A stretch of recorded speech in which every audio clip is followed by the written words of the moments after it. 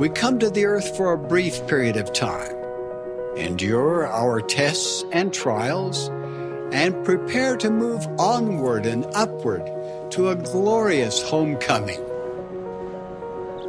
Grand as it is, planet Earth is part of something even grander, that great plan of God.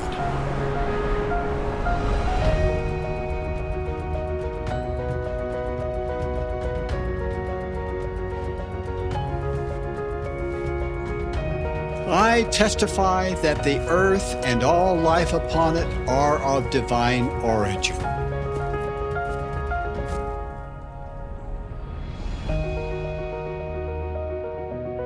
Our thoughts and deeds while here will surely be more purposeful if we understand God's plan and are thankful for and obedient to His commandments.